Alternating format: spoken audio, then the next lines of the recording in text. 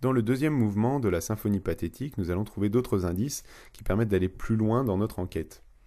Ce deuxième mouvement est une valse. Rien de plus normal chez Tchaïkovski, que l'on peut sans problème considérer comme l'homologue russe des Viennois Johann Strauss, père et fils.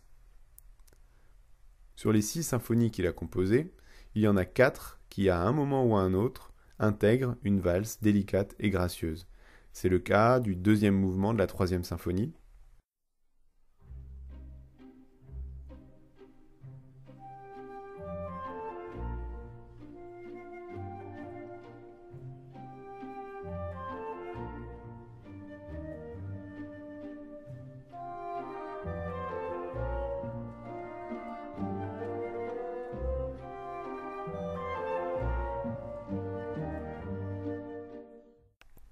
C'est aussi le cas du deuxième thème du premier mouvement de la 4e symphonie.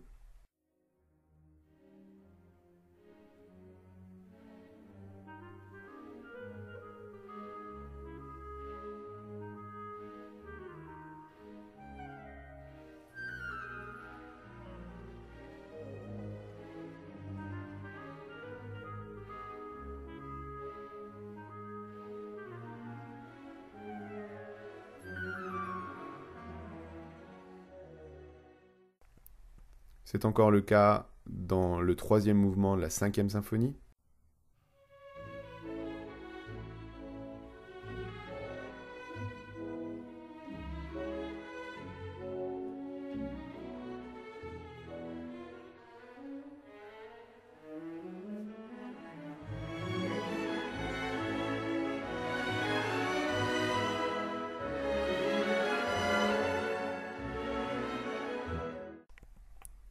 Et donc, c'est le cas également dans le deuxième mouvement de la symphonie pathétique, la 6e, où nous retrouverons une jolie valse légère et tournoyante.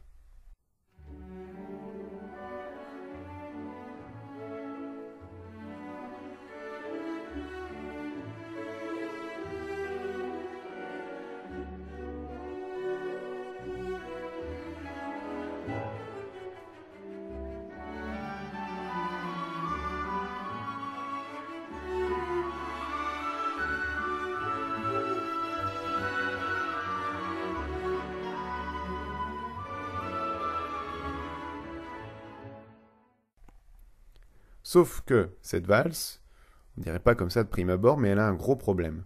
Normalement, une valse, ça a 3 temps, et on a un appui sur le premier temps, le temps fort. Jacques Brel nous a appris qu'une valse à 4 temps, c'est beaucoup moins dansant.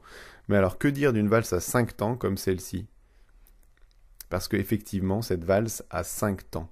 Mais alors, pourquoi Tchaïkovski écrit-il une valse à 5 temps, à part pour le plaisir sadique de voir trébucher tous ceux qui auront dans l'idée de la danser? Eh bien, pour répondre à cette question, il va falloir réécrire cette valse correctement. Ça va donner une mélodie nettement moins réussie, mais qui aura au moins le mérite de respecter le cahier des charges de la valse à 3 temps.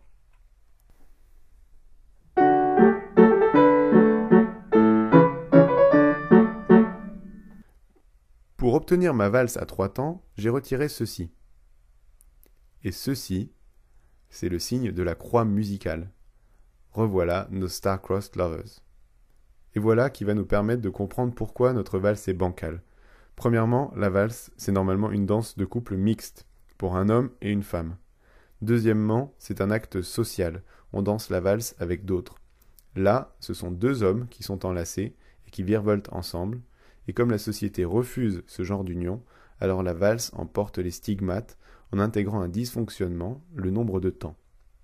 Réécoutons ce thème de valse.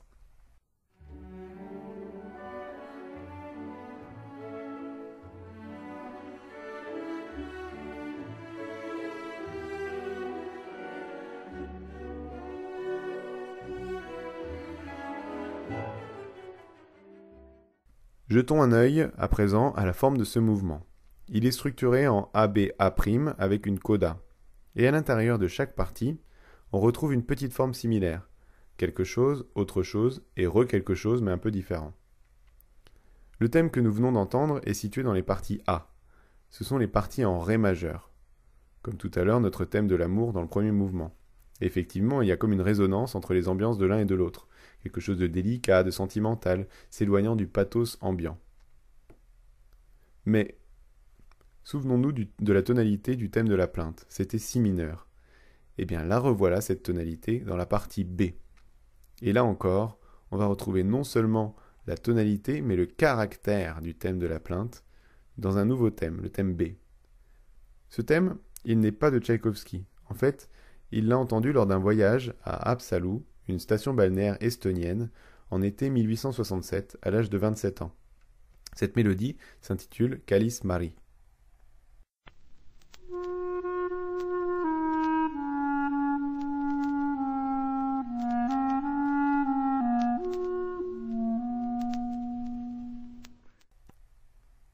Voilà ce que ça donne dans la symphonie pathétique.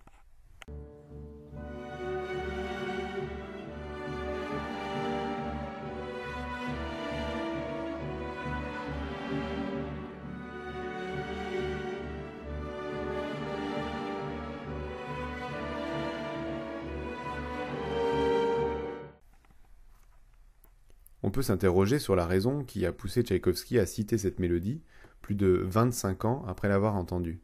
Si elle lui plaisait, les occasions ne manquaient pas de la réutiliser plus tôt.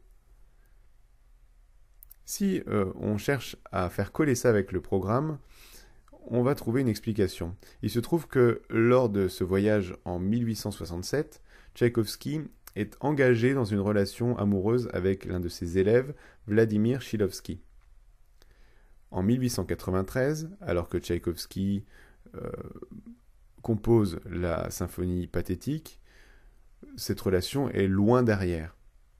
Mais Tchaïkovski apprend le décès de Vladimir Shilovsky, de son ancien amant, des suites d'une longue maladie.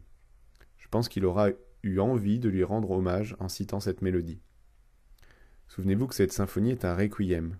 J'ai dans l'idée donc qu'au moins à cet endroit, c'est un requiem pour Vladimir Shilovsky. Et voilà pourquoi on rencontre à ce moment, dans la partie B, notre tonalité tragique de si mineur. Avec en plus une astuce harmonique pour aller encore plus loin dans l'expression du pathos, c'est une pédale.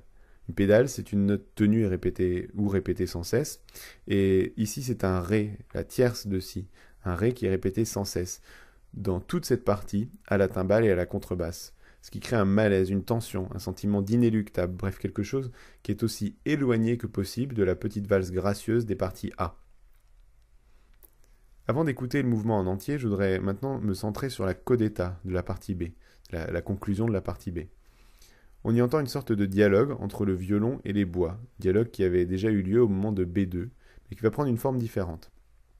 D'abord, le violon reste scotché au deuxième thème, alors que les bois l'invitent à revenir à la danse en rappelant A1. Puis le violon cède et joue lui aussi A1, ce qui va permettre de faire revenir la partie A. Pour moi, c'est comme si les bois invitaient les violons à quitter leur mélancolie et à revenir à la danse, chose que les violons acceptent de faire. Mais nous n'aurons pas droit à notre happy end. Dans la coda, on va retrouver un joli motif de croix, avec une longue descente des bois concomitante avec une longue montée des cordes. Revoilà nos Star-Crossed Lovers. Puis, on retrouve le dialogue, mais le violon de la codetta laisse place au violoncelle, qui reprend le deuxième thème sombre, alors que les bois lui répondent avec un bel accord de ré majeur rayonnant, toujours les bois qui conseillent aux cordes d'oublier leur mal-être. Mais retournement de situation, le malheur est contagieux, et ce sont maintenant les bois, pourtant si optimistes jusqu'à maintenant, qui vont reprendre le deuxième thème, le faire monter dans les aigus, redescendre dans le grave, et quand le violon veut reprendre la valse, les bois lui répondent avec le deuxième thème mélancolique. On en restera donc là, la fête est finie.